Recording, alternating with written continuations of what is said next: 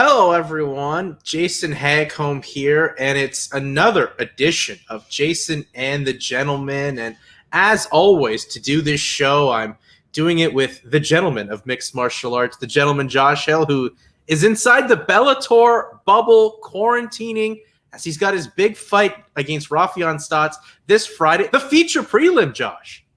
Yeah, man. Yeah. Feature prelim. I mean, I always say if I'm on the prelim, I want to be the first fight, get it done and then sit back and have a beer and watch the rest. But whatever, it's all good. It doesn't matter. Hey, I think feature prelim for a card like this, that's a shows, I guess, where Bellator sees you, at least in a prominent light. I would say it's a bit of a positive. No, yeah, it is. I'm just playing. But yeah, it's it's good. I think it's definitely a main card worthy fight, especially they're saying with #1 contender fight. But they do have some bigger names on the card, like an MVP and a Pitbull brother, right? So I get it. Oh, for sure. But I mean, I think it's pretty nice to see that, you're getting the recognition up there. And as well, we talked about before how many bantamweight fights on this card, and, losing one of the fight, the fight with James Gallagher, that really puts you and Raufeon as, I would say right now, the true #1 contenders for the bantamweight title. I would think so, 100%. Yeah, don't disagree with that at all. Well, Josh, how was the trek out? I know you were training in California. How was the trek out, and how's the experience so far been in the bubble? It's good. Bellator, they treat you good, like they do a good job. But yeah, it was it was crazy times. Lyndon tested positive. Oh wow. Yeah. So a bunch of the guys back home in the gym, looking back at it, I was actually supposed to go home and finish my camp there. But if I had, I almost most certainly would have got COVID as well, because I would have been with all those guys, and my fight would have been off. So it's kind of a blessing that I ended up staying and finishing my camp out in SAC. But yeah, Alan, Coach Alan's here with me. He was able to come, test negative, so we're good. But yeah, I got here Sunday night, tested Monday morning, so I had to stay in the room basically all day. I just had meals delivered to you, but I test came back, and I'm good now. I can actually leave the room. Nice. Well, you know what? I guess, that plan to do all your camp out there in California and stay out with the guys at Team Alpha, it worked out, because that would have been the worst for you if you tested positive, not only for the health sake, but losing such a big opportunity on such an arguably the best Bellator card they put together in a long time. Yeah, for sure, man. That's how, like I said, it's more, I'm not necessarily worried about the actual COVID. I think I'd be fine, but it's more so, yeah, you lose a fight, you lose a payday, and lose a chance to be on this card, which has had its fair share of injuries and COVID pullouts as well. It's been, I mean, any card nowadays, it's like you're pretty much expecting at least 1 or 2 fights to fall through. But yeah, this one got hit as well. Yeah, I know, it's kind of a bummer. Now you don't get to see Rumble Romero because Yoel failed his pre-fight medical. I know, man. I was bummed about that. I wanted to see that Kong versus Godzilla matchup. Yeah, it's cool. Rumble's still on it, but yeah, that matchup was killer. I know it's very unfortunate, but I think this card, obviously your fight, the main event for the bantamweight title, is very good, and a couple of the other bantamweight fights like Henry Corrales, Johnny Campbell, that's going to be good. Interesting to see how Johnny Campbell does, considering his last fight had his ear ripped off. I don't know if you've seen that, Josh. The guy, yeah. He's one of the guys. There was a stretch there. Yeah, it was a stretch of 3 guys in a row, but Johnny was the first, and I don't know. It's just the depth of this card gets me excited, and we'll get into it. But it's glad to see you made it there safely. And obviously you've pretty much just had to quarantine. What have you watched to pass the time before we get into looking at the show this week? Oh shit! I've been watching a whole bunch of stuff, man. I watched couple horror movies, watching a bit of Peaky Blinders. Happy Gilmore was on today. I watched that. Nice. So I've just been dicking around and just doing video chats back home with the little one and the wife. But yeah, it's it's boring, but whatever. There's a lot worse things could be happening. That is true, and you can never go wrong with Happy Gilmore. So can never go. Probably maybe Sandler's best flick of all time. It's up there for sure. Definitely in the tops. I think for me, it's mine because you can watch it. You can watch it forever and never get bored with it. And what a heel that Shooter McGavin is. Arguably one of the best villains in any '90s movie. I will say that. Legend. That's what he is. Shooter McGavin. Maybe one day we'll go to the Red Lobster, Josh, and discuss this great film. Get some good. Yeah, exactly. But Josh, as we transition over to MMA, and I mean, it was quite an eventful week in mixed martial arts. Obviously, the UFC card this past Saturday, which featured an amazing main event between Jiri Prochazka and Dominick Reyes. Just a full-out war, like kind of Pride style, Rock'em Sock'em Robot style. And then how Jiri Prochazka goes out there and finishes the fight with a spinning back elbow, which is, I believe, only happened 3 times in the history of the UFC. Like, Prochazka now has, in his 2 UFC fights, has beaten 2 guys that have fought for the light heavyweight title. Like, they gotta let Prochazka early 2022 probably fight for the light heavyweight title. Like, he may want to fight, but I would definitely not take another fight because he's just been on such a roll and has such a unique style. Yeah, man. I didn't, to be honest, did not know much about him. I've heard his name before, but yeah, was that his second or third UFC fight? Second.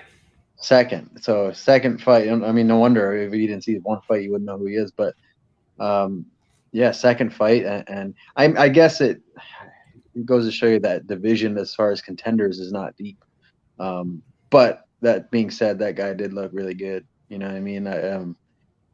Very exciting, entertaining. To be able to keep that volume up too for a big guy, that was impressive. And then obviously the finish was crazy impressive. I feel for Dominick Reyes, going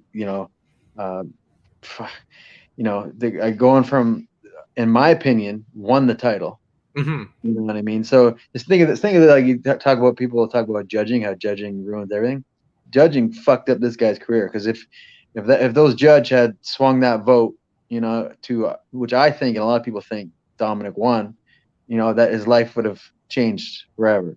But now he is on a 3-fight losing skid, you know what I mean, and getting knocked out the last 2. So like, just imagine how like those things changed your trajectory of your career, man. I feel for that guy, and he was doing well in there too. I mean, Jiri was just like putting it on him and kept coming, but he was landing nice counter shots. It just wasn't stopping the guy, But he put up a hell of a fight. That was until the end. He was battling it out. He definitely he went out on a shield for sure. I'm glad you brought that up, because I find right now we live in the world where, because the finish was so spectacular, everyone kind of wants to forget the work Reyes did. Like, Reyes had his moments in that fight where he either, I thought, nearly was going to knock out or could have knocked out Jiri, or nearly choked out Jiri Prochazka. Like, Reyes looked really good in this fight. He just accumulated enough damage and got hit with a perfect, finishing blow with that spinning back elbow. And I just hate that we live in this world of sports now where we just, treat the loser like their career is totally over. I think Reyes has, in any sport too, right? But I feel like Reyes has a lot that he can still offer. I think he should take maybe the rest of the year off, because that was a lot of damage, and maybe needs to get his mind right. But I still think he's a solid contender at light heavyweight. Oh yeah, of course he is. You know what I mean? It's like, exactly, people just write you off. You lose by, then you win one after. Okay, you're back. You know what I mean? Like, that's just how fickle the fans are, and very fair weather fans. You know what I mean? Like, that's just the sport. I mean, and I think it's even more so in individual sports. Because you don't have the team atmosphere to rely on. You have a bad day as a defenseman, you got your goalie or whatever. You know what I mean? So. He's still a top guy, 100%. Like I said, he's, in my opinion, he won the belt. Like, I had that fight 3-2. I know it was close, but so he's definitely a top tier guy. Just he's had 3 tough matchups, man, and hasn't gone his way. That's all. And I mean, the guys he's lost to in his last, 3. So he lost to Jones, but everyone believes he won. You get finished by now the champion, who is Jan Blachowicz, and then a guy that is on like an unbelievable win streak now that Prochazka is, and who's now beaten 2 guys that are former title contenders. Like, he's not losing to the opening guy or whatever like that. So I don't think we should write him off, but I think do you think he should take some time off, Josh? Like, that was a lot of damage he took, and he's maybe pushed it a little bit much since, that Jones loss. Yeah. I mean, yeah, anytime you take that, it's not even just the knockout, obviously the knockout, you want to recoup your brain a bit, but it's the cumulative damage before that. That's where like people, I think, get the long-term things. I mean, I'm no scientist, but I'm assuming it's all the little shots that build up to it. You know what I mean? And yeah, he took a lot of damage, and then of course the on fight too, and even the Jones fight. It was a 5-round war. So, yeah, man, of course, rest your brain and rest your body, and don't. I mean, it's your health, right? So you want to push it too much. Well, we know that the light heavyweight title will be defended in September, with Blachowicz versus Glover Teixeira. So we know that probably pushes, the winner of that fight against potentially Jiri Prochazka. They haven't made him officially the number one contender. I just think on that performance, there's no denying it. But I mean, Prochazka, like, what a guy! Like, he fights with such a unique style. Like, one, he hits like a truck. Two, he hits you from like kind of those Jones angles, and just his unique offense with the spinning combinations. And I mean, he's just turning into one of the greatest Czech athletes out there. I put out, like, he's up there now with, Jaromir Jagr, Dominik Hasek, Petr Cech, and now Jiri Prochazka. Like, and plus that new samurai hair, it's really working wonders for him.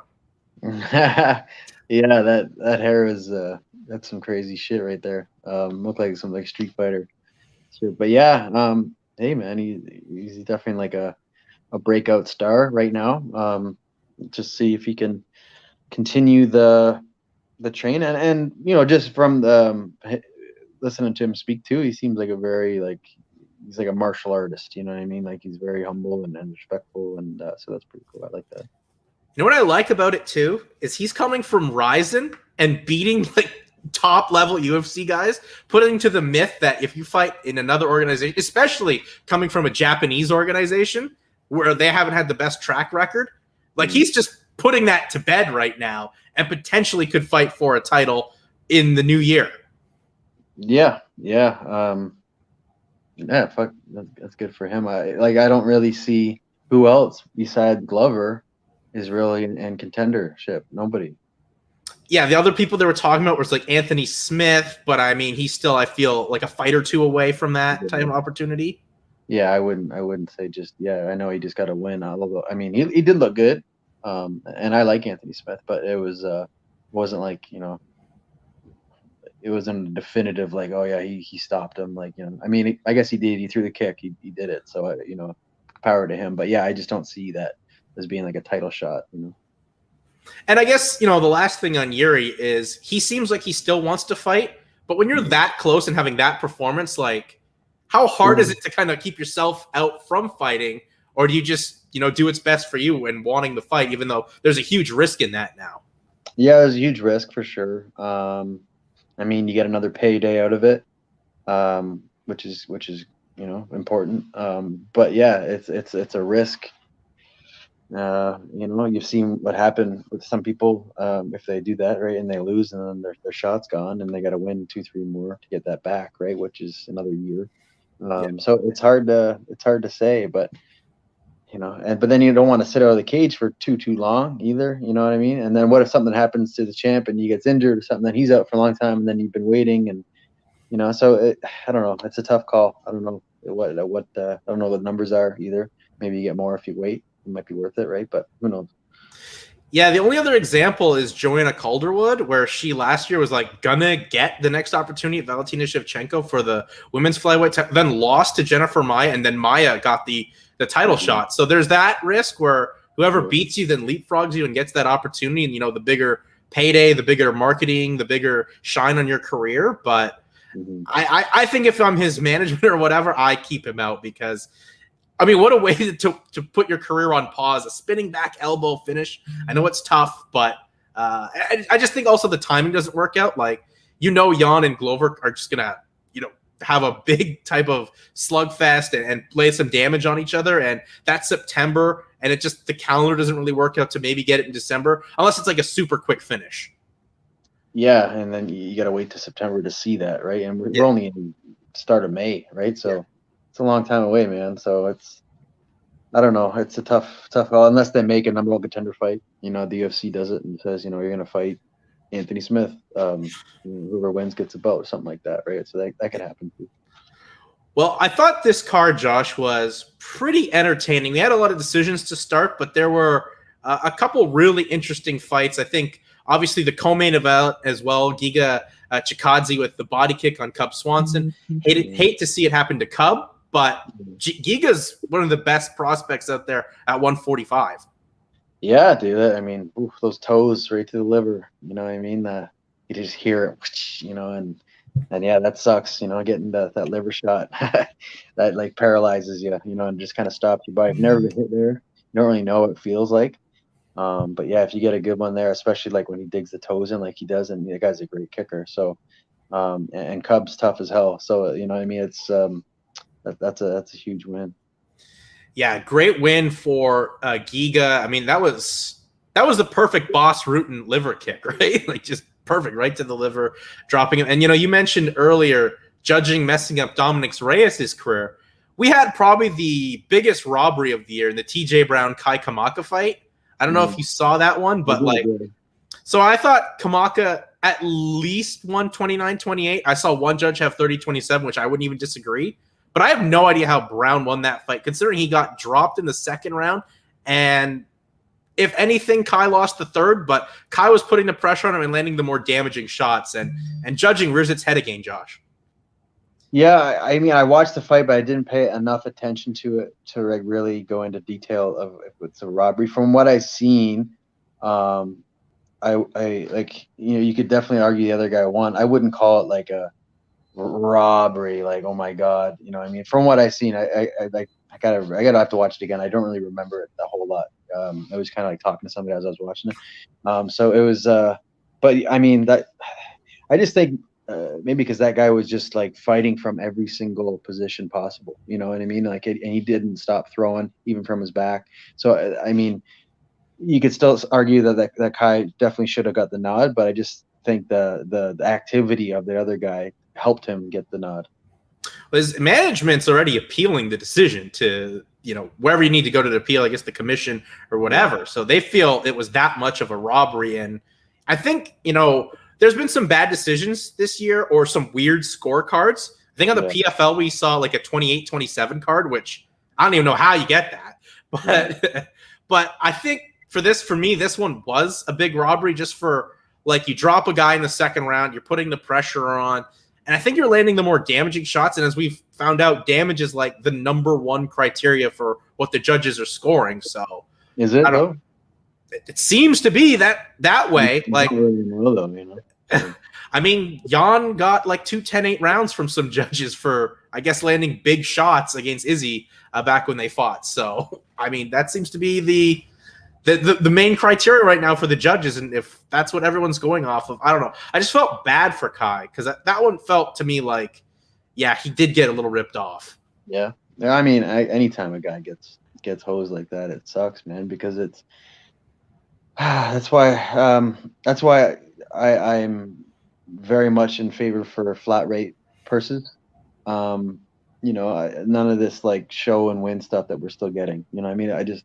It's bullshit. You know what I mean? I don't like it. I mean, it's just become the thing, the norm, and now it's just how everybody does it, right? So, but like, I'm not gonna go out there and fight any less for a flat rate purse. You know what I mean? But there's always like the thing, if anything, like if you're gonna look at it from like they're not gonna go out there, they're just gonna like coast to just try to get the win. But if anything, if I'm up 2 rounds, why am I gonna take a huge risk in the third?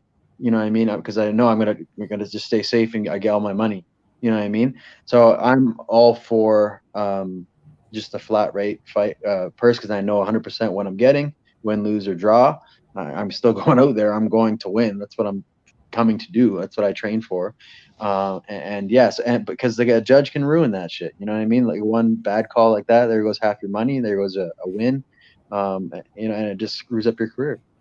And that's pretty much his management's point, right? Is like the judges rip Kai off of. I mean, too.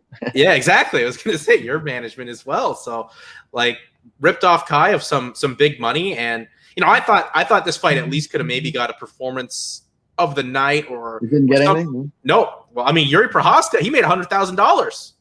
He got a fight of the night and a knockout of the night bonus. Oh fuck. So yeah, 50 G's for Jiri, so 100 grand. I'd be sitting at home for sure then with that money. Yeah, I mean, I mean, it's definitely a little bit more wiggle room you can kind of, you know. But hey, you want to be active and make as much as you can while you can. I mean, what does 100,000 American dollars convert to check money? I have no idea, but probably a lot. I don't know. Yeah, in Canadian that'd be about 130K, but yeah, I don't know about Czech. I don't know about Czech either, but yeah, I thought Kai and TJ could have been there, but yeah, all in all, like I thought it was a pretty entertaining card, especially considering we lost, you know, our original main event for that night, and you know, coming to this weekend, this card's taken a bit of a hit. I mean, we lost what's his Cody Sanhagen, and we lost the TJ Dillashaw fight because TJ got a cut. And now we originally lost our co-main event of Diego Sanchez and Donald Cerrone. And, you know, what a sad way for Diego Sanchez to go in his career by some guy, Josh Fabia from the School of Self-Awareness, being the most unself-aware dude in the history of ever. Like, pretty much just, you're so annoying, we don't want to deal with you. Yeah, I don't know a whole lot about this dude. I did watch that video from with him and Diego talking to like Felder and Olivi and Anik, and Bonner filmed it. And like I get what they're trying to say. Like they're just trying to like, you know, don't dog on Diego, like kind of like, you know, he's a legend, like don't, you know, if there was some bad commentating or bad things said about him. But the way that guy went about doing what and how he kept pushing it and like how he made it about him, and like that was just fucking, you know, that guy I'd be telling him to shut the hell up, man, and like this is my career that you're fucking with here. Yeah, I'm not having that. So I mean, I don't know all the details of what's going on behind the scenes. I'm sure there's more that we don't even know about, but from what we're seeing, yeah, that guy just basically ruining what would be a legendary career in the UFC with Diego. Yeah, Josh Fabia, like every time we see him, he's pushing someone's buttons. It's now that video that he posted at the fighters meeting where, you know, Megan Olivi's having to like, you know, coming at him, Paul Felder's coming at him, John Anik's coming at him. You know, he posted a video on like one of the Dana White looking for a fight things from Saudi Arabia or from Abu Dhabi, and you know he's coming at Matt Serra. So like no one in the company clearly liked dealing with him, and he's just, you know, he's ruining the legacy of Diego, and I just, it's almost like a cult like thing that's happening, and I just don't know what can be done to break through to Diego, but he's now gaining. He's got Stephan Bonn. He's gaining the entire, getting the season 1 of The Ultimate Fighter to follow him, which I just don't get. Well, they're all retired anyway, except for Diego. But I mean, probably is now. But yeah, I don't know, man. The guy just, I just don't like the vibe of him. You know, I've never met him. I mean, I'm just based off what I've seen. The way he goes about to speak to people. It like the way he just did that at the meeting with Anik and Felder and them. He was just talking down to them and like lecturing them and like saying like, you know, this is this and I'm this person, and like again made it about him, and just like he could have went about that in so many different ways that were way more respectable and approachable, and there probably wouldn't have been a big issue. You know, he could have just pulled someone aside and said, yo, the last time that, you know, they're kind of dogging Diego a bit on the mic, and just, you know, he's a legend. Can we just try to keep it the best? And that would have been it. You know what I mean? But it just went to another level, and it sucks, man, because that's like that's a really shitty way to end, you know, how many years of being in the business in that company. Yeah, and like as well, like Diego didn't say anything. He just let Josh Fabia do the talking for him, which comes off in a worse light. And I understand, I guess, his original point, like, don't talk bad about our fighter, but they're commentators and they kind of have to call what they see. And I think like when we do a show, like, we're not trying to put anyone down, but if you disagree with something, and I just fighters in a whole in this sport, they're very sensitive, and I get that from a point of view. I get it as a fighter, and yes, 100%. But yeah, they have to. I mean, you're calling it as you see it. You might not agree with what he says, but that's just he's not. And like, yeah, we've called a bunch of fights. I've never tried to dog a fighter or put anybody down or discredit them. But if somebody's doing something that I don't agree with, or like where I see something where they need to improve on, I'll say it. You know, just because I'm looking at it and this is my opinion, how I feel about it. But yeah, the way the whole guy carries himself and goes about it is just, you're not asking to make friends like that, and you're just gonna ostracize yourself out. And now, you know, everybody's looking at him like he's some circus sideshow kind of freak cult leader, and it kind of, like, honestly, it kind of sounds like that a little bit. You know what I mean? And I don't know if that's Diego is just like I've never met Diego, so I can't say, but like, I mean, guy's been in the business for 20 years fighting. How many fights he's had, how much damage he's taken. I don't know the status of his mental state. I don't know if that's a factor or not. Maybe he's all good. You know, he's always been a weird guy. Maybe he's just a weird guy. But yeah, man, it kind of just seems like this guy's kind of controlling his life. Apparently, he's also controlling his social media. So, like, if you get a Diego Sanchez message on, you know, Twitter or Instagram, it's actually Josh Fabia doing it.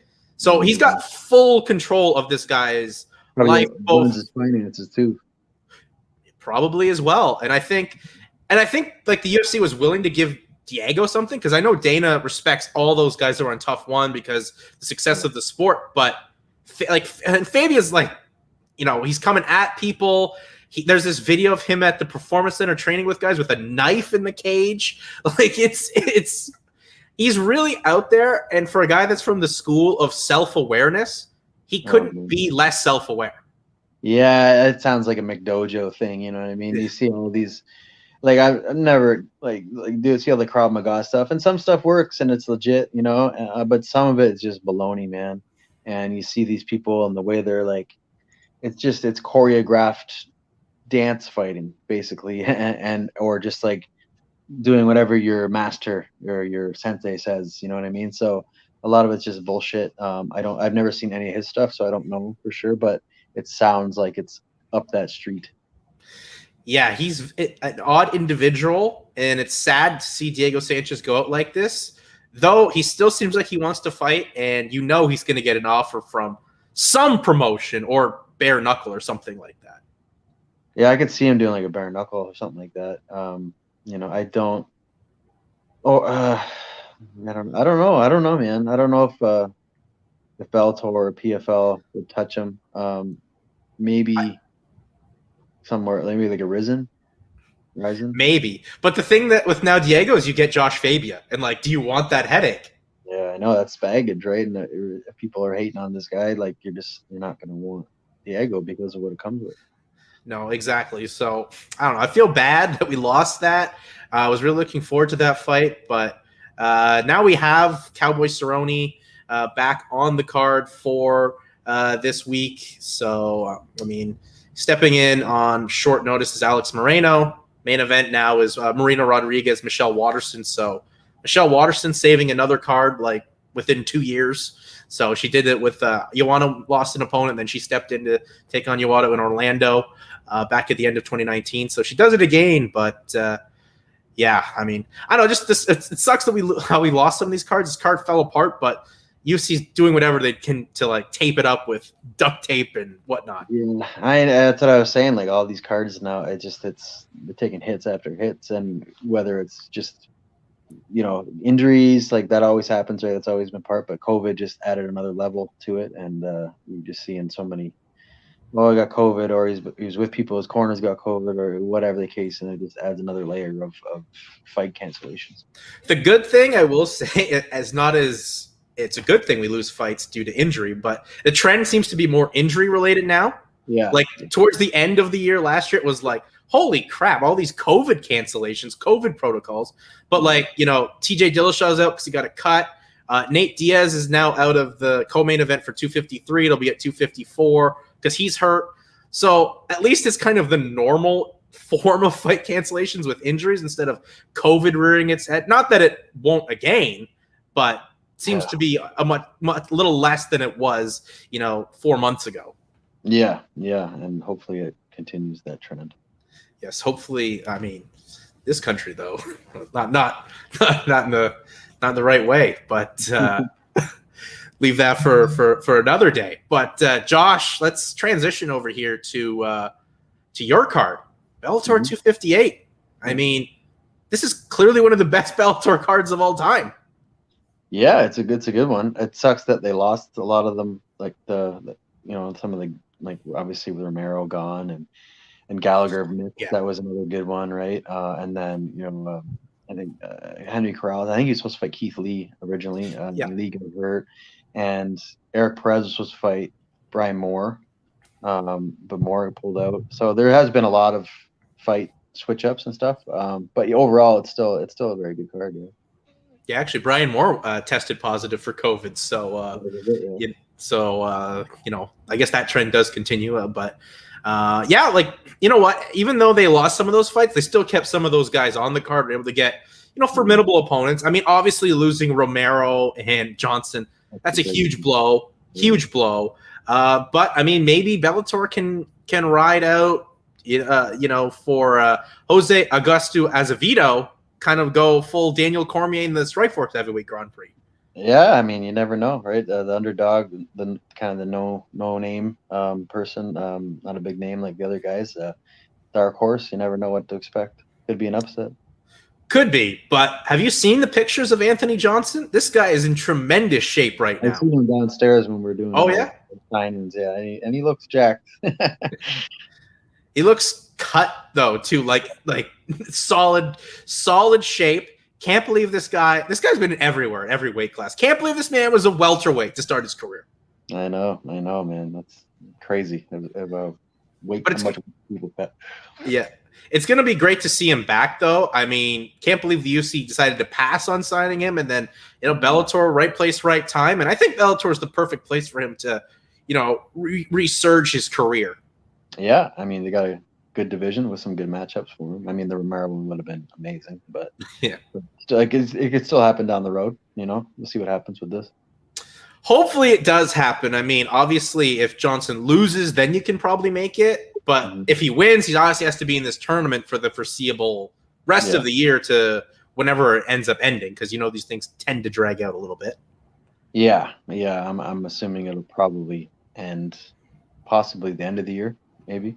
So we'll see what happens with him and how long he goes. If he wins it, you know, maybe in the meantime get Romero another fight, and if he wins that, then you could always, you know, have a title fight for it. So I mean, we'll see. I mean, I'm sure they'll try to get that fight back somehow. I mean, hopefully we can find a way, whatever's ailing Yoel Romero, because failing the pre-fight medical because of, like, I guess, an eye issue, and goes back to what Izzy said when they fought back March of last year.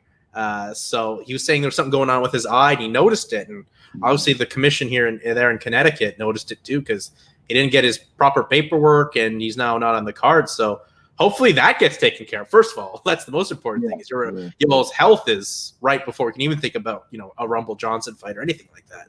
For sure. Yeah. I don't know the extent of the whatever it was, but yeah, of course you want him to be healthy. Well, Josh, the main event, though, obviously one you're keeping your eye on for this card, Juan Archuleta defending his title, bantamweight title, for the first time against Sergio Pettis. I mean, this is a fight we've known about for a long time. It's finally here. We've talked about it forever. How do you see this one going down? I mean, obviously you're going to be definitely keeping an eye on it from the back. Yeah, it's a good one, man. That's a really good fight. You know, both very tough guys, very skilled, durable, and all assets of it. I don't know, man. I've gone back and forth in this one. I think if I had to put money on it, I'm going to pick Archuleta. You know, I could see maybe him winning a decision, or maybe getting a late stoppage or something like that. But, you know, Sergio, he's looked good. You know, he's crisp. His striking's great. You know, he's fast for the division. Yeah, it's a good fight. I'm leaning Archuleta too, probably by decision, because those Pettis boys are just so hard to finish. Like you have to hit the perfect combination or hit them in the right spot to finish both Sergio and obviously what we saw with Anthony a couple weeks ago in the PFL. Like you just don't finish a Pettis, but I think Archuleta is just going to find a way to, get his takedown working, grind out Pettis if anything. I think Pettis will have his moments, but I think Archuleta is just going to be a tad bit better that night. Yeah, I could see that happening, but it's like I said, it's an exciting fight for sure. I mean, it means a lot, obviously, for you in this card, and Bellator sprinkling a lot of the bantamweights on there, so it's kind of like a show and tell who gets the next title shot. Yeah, there's I think 5 bantamweight fights, so it's 10 guys, that are in this division that, like I said, a lot of fell out, but there's still some good replacements, and there's still some good guys originally on it. So it's it's a bantamweight showcase. And then it's your fight, Josh, as we said, the feature prelim versus Raufeon Stots. I mean, what have you seen from Raufeon? This is a guy that's only lost once, and that was like in 30 seconds to Marav Davashvili back on the regional scene by spinning back fist. Are you going to break out the spinning back fist? Maybe, we'll see. We'll see if the opportunity presents itself. But yeah, he's good. He's good, man. He's well-rounded. Like I said, 15-1, good record. And he's 3-0. I think 3-0 in Bellator. He's comes from a wrestling background, but trains at Rufus Sport. So he's a good fighter. I think we're very kind of similar, in a lot of our skill sets. And I could see that nullifying a lot of each other in certain areas. But I think I'll have the more power. And I don't think he's faced an athlete like me either. So yeah, I think that'll give him problems. But yeah, he's good, man. And I think there's a reason why this is dubbed like an unofficial number 1 contender fight. I mean, you guys obviously have had a lot of success. You're combined like 35-4 if you combine your records together. So yeah, I mean, he fought Keith Lee last and looked really good back in October. Obviously, you haven't fought since August? Yeah. So it's been a while for you, but you seem like you've been spending a whole month out there, Team Alpha Male. So I'm excited to see, your styles clashing because I think if anything, this could stay on the feet more than, turn into a grappling match or anything like that. Yeah, it could. We'll see. You know what I mean? Like, I hate like predicting exactly what you think is gonna happen. It usually never goes that way. But I could see this fight taking place all over. I think we're both athletic and we're both explosive. So I think that'll just create a lot of fast actions and some good scrambles and exchanges. Yeah, I mean, for a prelim co-main event is for main event feature prelim, I should say, for Bellator. I mean, what a fight! And obviously, you said the implications. This is pretty much a number 1 contender fight. I mean, you've been told that since October when this fight was really supposed to go down. Yeah. This fight was supposed to happen. It was I think it was November. But yeah, I got injured my back and it took me out. So, and then he fought Keith Lee and got the win there. And then yeah, this is a fight that I just think they wanted to make because it just kind of makes sense. And yeah, now it's happening. That's got to feel good though too, right? That you hurt your back. You sometimes you lose the opponent, but they kept you two linked up and it worked out for Raufeon. He won his fight that he had anyway, and now you guys are set to be dance partners on Friday. Yeah, for sure. Like they could have easily just forgot about this one and kind of made some other plans, but I think they liked the matchup and they wanted us to fight. Yeah, and I mean Bellator, they're moving on. They're doing their own thing. Obviously, I think one of the good fights on this card is Michael Page versus Derek Anderson. I just think Derek Anderson's going to push MVP in a way we haven't seen. I know MVP hits from different angles and has that Anderson Silva type style and aura around him, but Derek Anderson's a guy that just comes to get it. Yeah, I don't know a whole lot about him, but from just like looking, I mean, he's like 17-3. He's got a good record. And yeah, he just kind of looks like he pushes at pace. And to beat a guy like MVP, you definitely have to. You can't give him space and let him like do his crazy shit, because that's when he'll get off and land some crazy stuff. So, a guy that gets in your face like Khabib style, I think that's the route to go. Unless you're like a Lima and you just time a perfect leg kick to knockout. But yeah, I think that's the best way to go after a guy like that, I think. And then obviously the opposite, MVP is going to try and stay away and stay elusive and use his length and just be creative. Yeah, I mean, I'll take MVP, though MVP's last outing in England didn't look all that spectacular, and I'm happy they've given up a step up in competition in Derek Anderson. I'll take MVP, but would not be surprised if Derek Anderson had an upset in this fight. As well, as we talked about bantamweights, Patchy Mix is on this card, a guy that just fought for the bantamweight championship. Obviously, he's got himself another opportunity. And I mean, for you, what does that mean for you seeing all these bantamweights and the show and tell aspect of this card? Oh, I like it. I think it's cool. I was just talking to Mix on the elevator a little bit. Yeah, nice guy. We were just shooting the shit, very, respectful and yeah, it sucked. I was looking forward to seeing him in Gallagher. I mean, that's a fight that I was calling for too. I think everybody's calling for that one just because of who he comes or he trains with him, who he with Connor and whatnot, and he's got a big following in Ireland. But that was a fight that I was looking forward to. I thought Mix would beat him. But he's got Gallagher got injured, I guess, and now he's fighting Morales, I think. Albert, is it Albert Morales? I think. Yeah, Mixes, yes. Yeah. So I mean, at least he got another fight, and he's still going to be active and get the fight. So that's good. Yeah, I don't know. I just love the amount of bantamweights on it and seeing, I guess, who impresses the upper echelon for what have you. I don't know. There's like I said, there's 10 bantamweights on this card. There's 5 fights, and then I just seen I think they're doing Darian Caldwell is dropping back down. Yeah, and he's fighting Higo. Yep, Andre Higo. So that's another Darian Caldwell's big name. He's a former champ. Yeah. So he's coming back down to bantamweight, so that adds another one in there. And then Higo's been around forever. I know he's had weight issues, but if he can make 35, he's another big name. And then of course you got Horiguchi. You know what I mean? So yeah, dude, this division is just stacked. You know what I mean? Yes, of course. Can't forget about the Gooch, Horiguchi, who's unfortunately right now stuck in Japan with and now there's state of emergencies back in Japan. So I don't know if we'll see the Horiguchi back in Bellator, but hopefully, things can pass and that can work out. But yeah, this division, arguably maybe the most stacked right now that Bellator has, is the 135-pound division.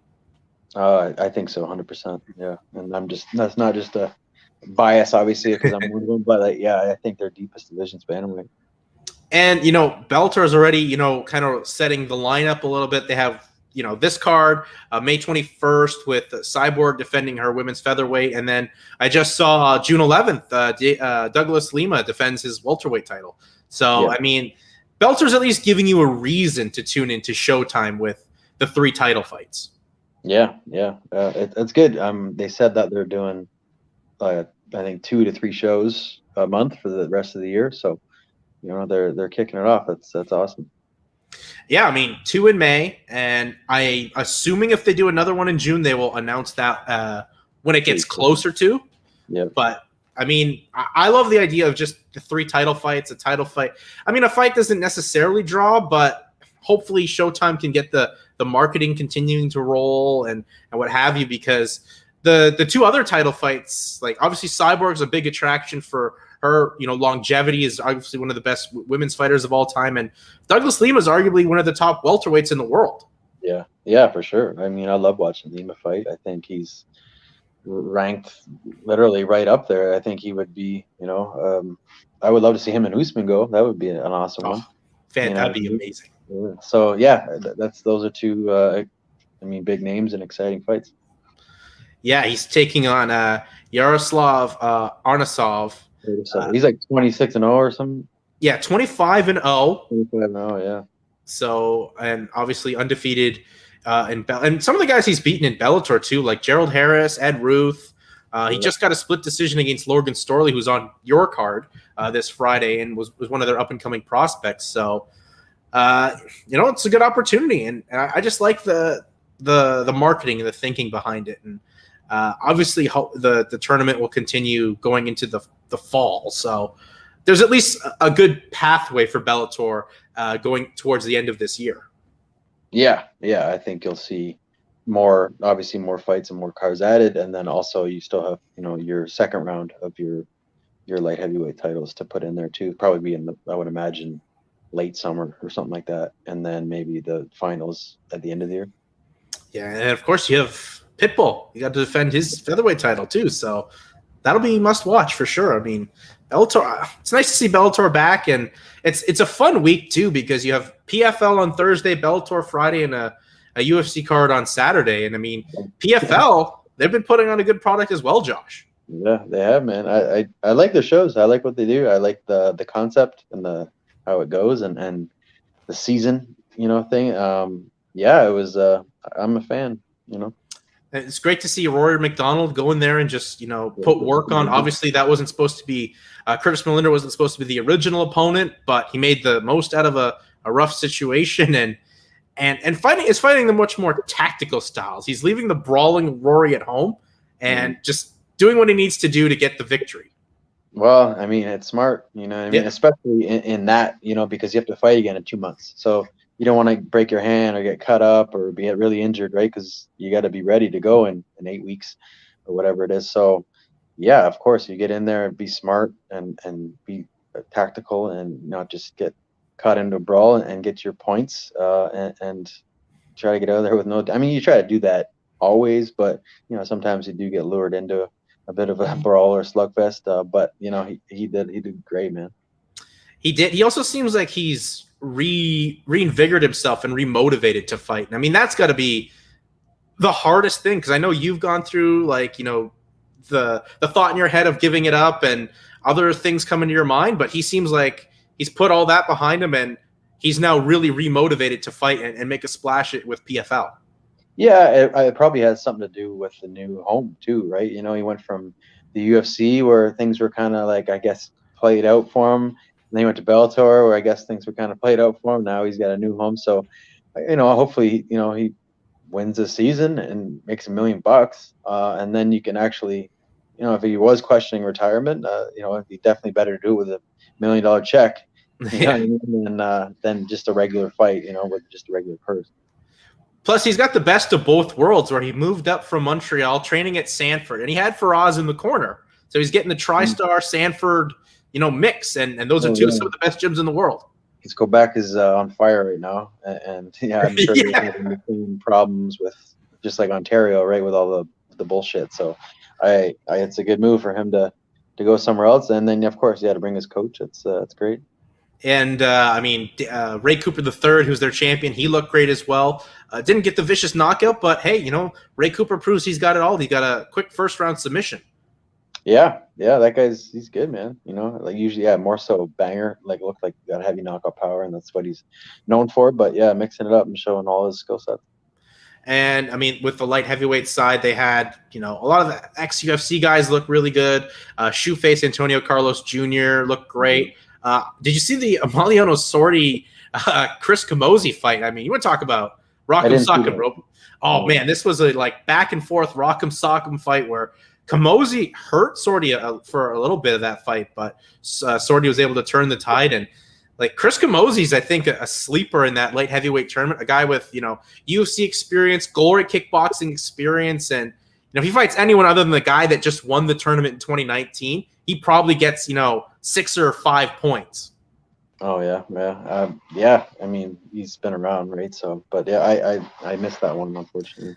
Well, you know what? If you have time, find a way to get a hold of it. Maybe it's on PFL's YouTube. I'm not sure, but as I said, they have a card this Thursday, PFL 3, where it's the heavyweights and the women's lightweights. So a big night for the PFL. They will be on ESPN, the main ESPN channel.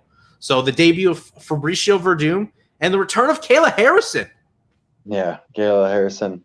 I mean, I think that division is just built for her. You know what I mean? It's just here's some people you can beat up on, and then you win another $1 million. I mean, think how drained 45 is, and how really there's not a whole lot there anymore. But now 55, I mean, just imagine that, right? So I mean, it's good for her. That's awesome. I would be loving it if I was her. Just, there's not a whole lot of other, I would say, killers or people on her level there. I mean, it's to fight. We see an upset happen, but I think it's tailor made for her to get another $1 million, which is awesome. I mean, I think that's kind of how some of those weight classes were. But this season, the story for the PFL has been the upsets, right? Like we saw with Lance Palmer at 145. Anthony Pettis lost in his debut at lightweight. And I mean, like welterweight seems like it's the collision course of what we thought of McDonald and David and Cooper III, Ray Cooper III. But lightweight was too, the Schultz or whatever his name is. Schultz. Clay Collard. No. The other guy that won twice in a row, Natan. Oh yeah, Natan. Yeah. He lost to Marcin Held. Yeah. So, and yeah, that's a valid. So hopefully, maybe an upset happens. It would at least spice up the season. Yeah. For that division, I mean, heavyweight will be interesting because obviously Fabricio Verdum, one of the greatest heavyweights ever, but you also have Kamaru Usman's brother Muhammad debuting for the PFL. So he's a heavyweight. Yeah, he was the former Titan FC heavyweight champion. I believe he took a fight outside during the pandemic with PFL's blessing, one of the few that I think got the PFL blessing. And now he's in the fight bubble. So, obviously all the questions are, around his brother, but you're trying to get the success of that. Why not? And he's looked great from what I've seen on, the regional scenes. So 7-1 as a pro. You can't deny that. And, another Usman in the game, that's a scary thought. A heavyweight Usman, that's a scary thought. Heavyweight Usman, yeah, I like to see. I thought Kamaru was savage. We'll see what this guy's monster looks like. He looks like something out of a Marvel comic book, honestly. So, thank God you stay at 135 and don't have to deal with those massive monster human beings. Yeah, the mutants. Those crazy huge men. But yeah, I'm good where I'm at. Well, Josh, as we wind down here, plug yourself out there on your Instagram. I've seen you've gotten a lot of love and, everything associated with your fight because obviously it's a big fight, big opportunity. And I'll be tuning in on Friday for sure. And I know a lot of people will as well. Yeah, I mean, every next fight is the big fight. You know what I mean? That's just how it is in this career. But yeah, I mean, it's a good one. It's but yeah, at Gentleman J Hill on my Instagram, and that's it. No other social media platforms. I mean, Facebook too, but we'll get that Twitter going. No Twitter, not happening. We'll get that Twitter going. Well, when you get that #1 contender fight, you got to get a Twitter out there. Why? Gotta. That's where it's at, Josh. The kids, they all love the Twitter. They need to follow you. No, for what? What does that do? What does that get me? It gets you love and admiration on the streets with everyone in the MMA fan base. Does it get me that temporary satisfaction? Sure. It gives you that clout. That little clout. It gets you clout. That's what it's all about now. I know. Unfortunately, I think I'm the old school generation where I've just matured, I guess. Maybe I'm just getting old and turning into an old man, miserable old man. But yeah, it's I haven't got it back yet, and I don't plan on it. We'll see. We'll get it back for you. Trust me. That's my goal by the end of the year to get your Twitter back. And help for the marketing of the show too. Would be great for that. Yeah, well, we just make one for that then. Fair enough. Well, hopefully, Josh, best of luck on Friday. Hopefully, you tell Raufeon Stots to get off your lawn with the big victory on Friday.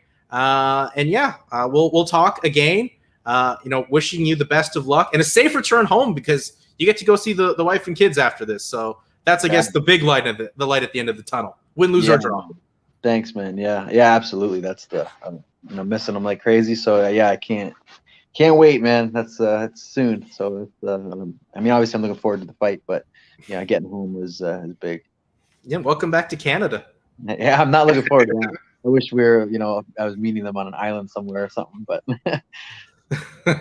Well, maybe you could go to the island of Prince Edward Island or something. I don't know. It doesn't seem too bad there, but anyways. Safe flight when good luck, safe flight, and we'll talk next Tuesday. Sounds good. Thanks. All right. Well, have a good one, everyone. Peace out. Don't forget to like, rate, subscribe, and Joshua and I will be back next Tuesday to break down his fight and all the happenings in the realm of mixed martial arts.